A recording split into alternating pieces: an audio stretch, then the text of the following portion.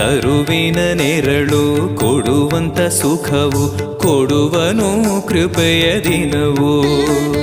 ಸ್ಥಿರ ಇರುವ ಮನ ಎನಗಿರಲಿ ಶರಣಾಗತಿ ಎಂದು ಬರಲಿ. ಭಗವಂತನ ಪ್ರಿಯ ಮಗನಿವನ ಸಾರಿ ಬದುಕು ಇರಲಿ.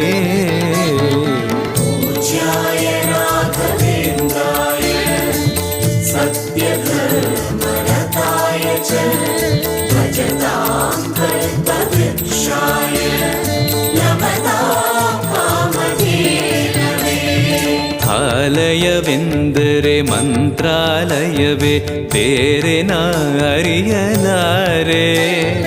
ರಾಜನು ಎಂದರೆ ಶ್ರೀ ಗುರುರಾಜನೇ ಮತ್ತು ನಾ ತಿಳಿಯಲಾರೆ. ಆಲಯವೆಂದರೆ